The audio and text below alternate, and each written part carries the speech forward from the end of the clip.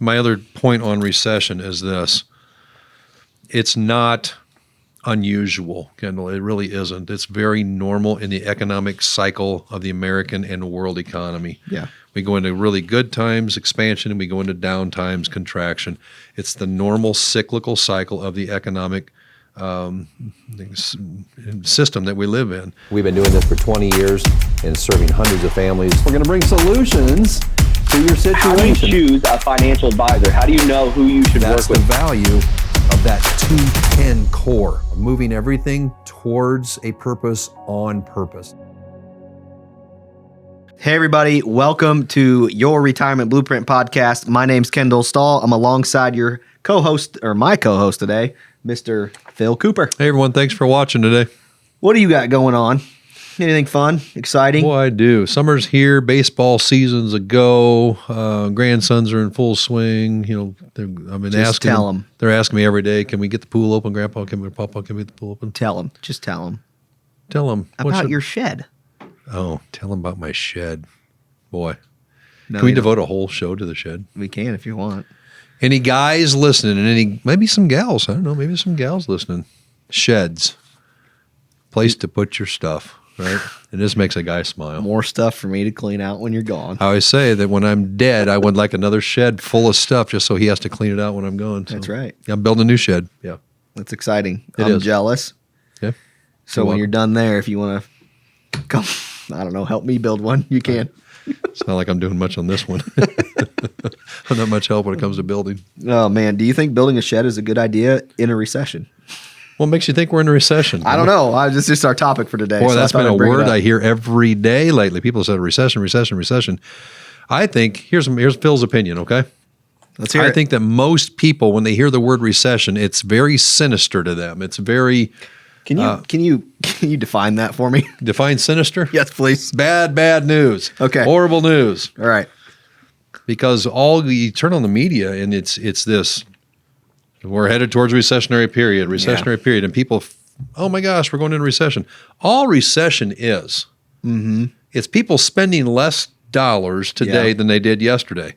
They're not buying as many of the whatevers of our world, not buying as many cars, as many houses. It doesn't mean the economy's doors have been slammed shut. It just means people aren't buying as much, and that's not so bad. Like, for example, the last several years, the housing market's been hotter than a firecracker. The car market, you've driven by a car market or car dealerships lately, they don't have any inventory. A recession will swell the inventory again. So And they're normal. very normal. It's a very cyclical economic environment that we live in. There's contraction and there's expansion, where we potentially could be going into a contractionary period where people don't spend as much as they did last year. That's all that means. You're supposed to keep talking while I look for something I was going You're to say. looking up some information. He wants to know more about recessions. I think your question was, should I be building a shed during a recession? Yeah, right? I was just joking with you. But Absolutely. I'm very bullish on where we're going as Hammered an down. economy. So I don't know. Okay. Yeah. I was trying to look up for some data on how often recession happened, but yeah, I think that that's all the talk right now. Everybody's kind of freaking out because the market's down. Understandably so. I mean, nobody likes to lose money, right? But it's also normal. you know, if it could come back to just for a moment, is who will the recession, if the recession happens, if we're in one or headed towards one or something, who does it mostly affect? The retirees. If you're on income plan of Social Security, pension, investment income, I'm not going to say this in a crass way, but basically, why do you care, right? Yeah. Why do you care if there's a recession? It doesn't affect your income. It does not affect the retiree's income. If you have a job, then yeah, your company can have some slowdowns. We could see some layoffs. We could see some things there. But I think as a society in general, there's a small section of people that could affect. The retirees that have a good income plan, recession shouldn't scare them. Yeah. Also, like the market coming down is normal and should breed opportunity. Like we sent a video, or I guess whatever, communication out to our clients talking about, hey, the market's down. There's the talk of the recession, whether we're in one or not, whatever. And it's like, well, why don't we just take this and turn it into opportunity, right? Yeah, So you bet. we talked about, like, as of, we're in May, right? And the markets are down a fair amount. I think when I recorded the video, it was like 15 or 17%. I'm sure it's not exactly that now, but Point of the story is markets are down, and so like now is the time to put some money in if you're contributing to 401ks or IRAs or things like that. Do not stop now because the market isn't doing well. Like now's the time to hammer as much in there as you can because you're supposed to buy low and sell high. And right now, I don't know if we're at a low, right? But we're sure a heck of a lot lower than Lower we than were. it was, yeah. And so like as long as you've had some sort of a plan and you're somewhat prepared for this, it's opportunity. It is. It's also opportunity for those people who aren't contributing to the 401ks and IRAs that maybe want to take a look at how many dollars they have in IRAs or 401ks that are going to be taxed in the future. Yeah. Those dollars could be lower today. Consider converting those to a Roth IRA. And when that market goes back up, your dollars are living in buckets that are never going to be taxed again. These are great opportunities. I need props, man. We need props. We need on our slinkies. set. We need a slinky. Okay, so the market last year was stretched out like a slinky, a child's slinky, and so stretched out, right? And so if you converted dollars from IRA or 401k or something like that, when the market's all stretched out, you don't get near as much bang for your buck as when the market's compressed or that slinky's compressed down. You get a lot more dollars converted over to IRAs or Roths or things like that when the market's down. So a couple things to be thinking about, whether we're in a recession or whatever, just the market's backed off a little bit, is should we be putting money in? Should we be converting dollars? Things like that. Also, for the people that are, so it's easy for us to say, right? It's not our money, right? We're just looking at it and advising and saying here. And so it's easy for us to sit here and say opportunity, opportunity, opportunity. But the client's the one that's down 10, 15, 20%, right? And so like emotionally that Sure, for a lot there's of them, connection there, yeah. a lot of them hurts a little bit. But I think what helps is like it's normal. Literally a bear market historically. So this is from First Trust. It's their data, not mine. I'm just taking it off of the stuff that we've got from them, and go back from 1942 to 2022. A bear market lasts 11.3 months. Okay. That's not scary. Yeah, which isn't that long. Yeah. And then a bull market is 4.4 years. Incredible, yeah. And then it says the bear market cumulative losses. Says the average bear market period lasts 11.3 months with an average cumulative loss of 32.1. Okay. Yeah, So if that's the case, we're not even, we're hardly off the average. I agree with that. Define a bear market for us. Does that define a bear market? When the index closes at least 20% down from the previous high close. So the S&P was here and it has to come down 20%. That's called a bear market. That only lasts 11 months. Yeah, Not a scary time. on average. Yeah, not a scary time, right? Yep. Especially when the opportunities you brought up. If we go into that recessionary or deep contractionary period where the market comes down, we call it a bear market, and you can then buy in more into the market. If you're in the working years of your life, you can put more into your 401k, more to your IRA, or consider taking your IRAs and 401ks and converting them in this slinky effect during time. This is opportunity right now, Kendall. I think this. In all seriousness, I think the media has sold us a bill of goods that we're headed towards something Calamity. It's like lights out every day. I'm like, you know what?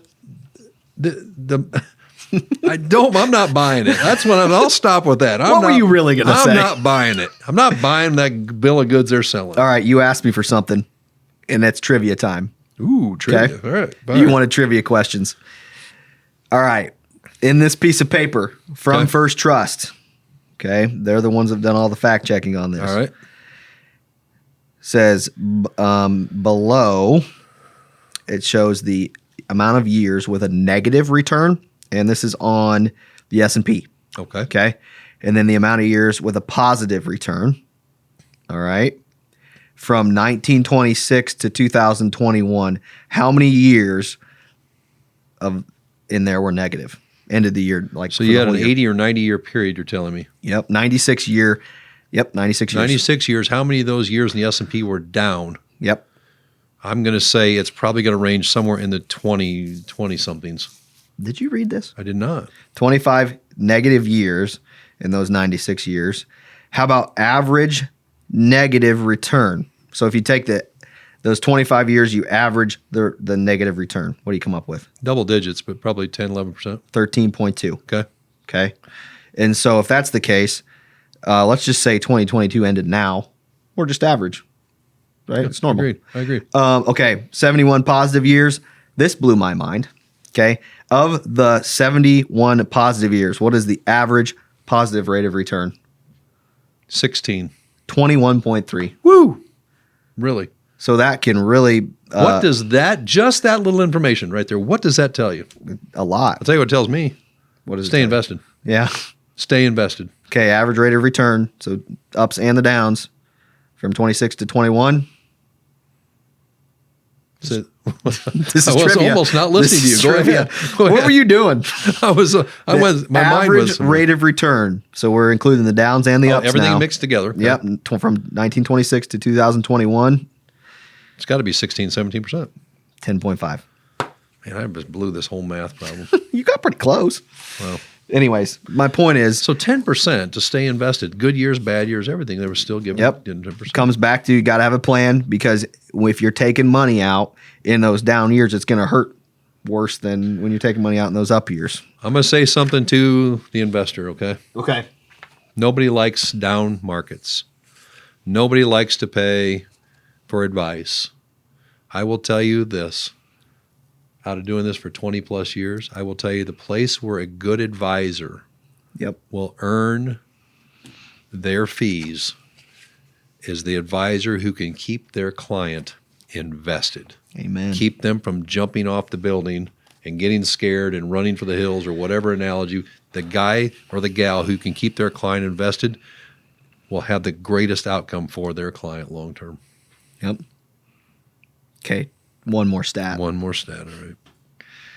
Again from First Trust. This apparently is the S&P since 1937. Okay. And it says investing in the stock market can be volatile, which we already discussed. Sure. For this reason, we believe it is important to keep proper perspective when stocks rise or fall over short periods of time. History has shown that the odds of achieving positive return are dramatically increased the longer the investment horizon. All right. So if you stay invested for one day, your chances of having a positive return are literally a coin flip. 53%, 53.4 to be exact. All right. If you stay invested for 10 years, it's pretty hard to screw it up. Really? 97.3%. 97% win. That's not too bad. Anyways, all right, I'll I'm take done that. with all my stats. All right, tell me a little bit about how people can deal with the ups and the downs of the market. You already talked about the emotional side of Yeah. thing. Maybe let's get them a little more tactical, which Yeah. I think can bleed in a little bit into the question of the day today, which I purposely held off on, mainly because I forgot about it, but I'm trying to turn it into purposely doing that now. Make myself look good. Strategy, I like it. And it's from Fred, coming from Pekin, and this is his question: All right. annuities ? Okay. Yeah. I don't know if that means are they good or are they bad. Yeah. But I think what he's getting, how I think that bleeds into what we're talking about next is what are some tactical things that folks can do to handle the ups and the downs of the market, I guess. Okay. Yeah. Well, Fred, thank you for your question. I think the question was annuities ? In other words, should I have one maybe? Or your question was, are they good or are they bad? Well, I'm not sure what annuities ? Means, but I'm going to take my interpretation as, are they a good investment? Are they something that you should own in your portfolio?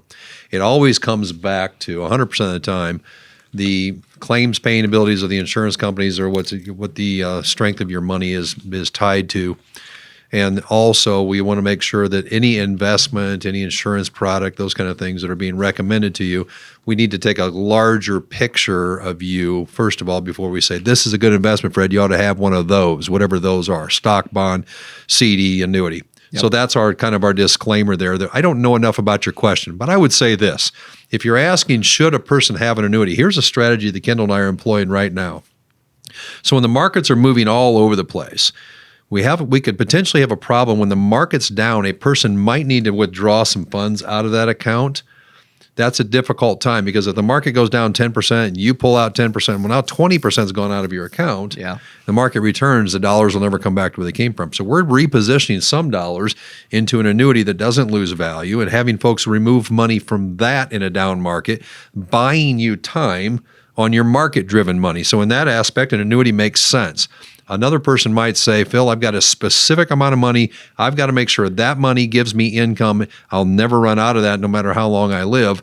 That's a great annuity position. Yeah. If a person says, I want all of the up I can get of the market, I could care less about volatility, I could care less about downside, I could care less about all that kind of stuff, annuity is probably not the best position for them. So it all depends on, Fred, what you're asking is, if that particular financial instrument meets your needs, then you probably ought to consider having some of that in your portfolio. Yeah. Everybody's different. Absolutely. Nobody's Every the situation same. is different. Depends on their goals. Sometimes I'll draw this out on a whiteboard, picture a pie, okay? And my pie has 3 pieces in it, all right? And the pieces of that pie are safety, growth, and then liquidity or just access to the dollars. And so in my opinion, well, no, let me back that up. Not in my opinion. Hypothetically, that is the perfect investment, right? If it can grow good and it can be safe and you can have access to those dollars, Okay. hey, that's good. Probably doesn't exist. Probably doesn't exist. Exactly. So that doesn't exist. And so what we can do is we can take all the different tools that we have in whatever his name was. I guess it was, where did my question go? I don't know. What was his Fred name? from Pekin. Fred from Pekin. Sorry, Fred. In Fred's case, it was an annuity, or some people it might be a stock or a bond or a CD or whatever the case may be. All of those are different tools, and you can really only pick 2 of those pieces of that pie with each tool. So like, for instance, a stock is going to be, have good growth potential, and you're going to be able to sell that stock and get the cash. But arguably, it's probably not the safest thing in the world. And, a CD at the bank is going to be safe, and it's not completely liquid, but it's not too far off, but it doesn't have a whole lot of growth potential, right? An annuity, depending on the annuity, can have good growth potential and be safe, but you got to give up access to it, right? And so you got to design some sort of a plan to make sure you have access to dollars when you need them, but you can also pull dollars, like you said, from safer accounts That's when a the great market's analogy. down, I things like like that. Yeah, very good. Okay. Now, what else? Any other recession talk you want to talk about? Do you think that answers his question? I hope so. Fred, if that doesn't answer your question, please reach out to us. We'll be happy to serve you in any way we possibly can. But my other point on recession is this.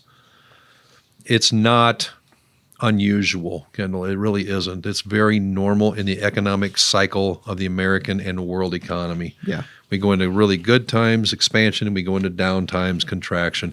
It's the normal cyclical cycle of the economic system that we live in.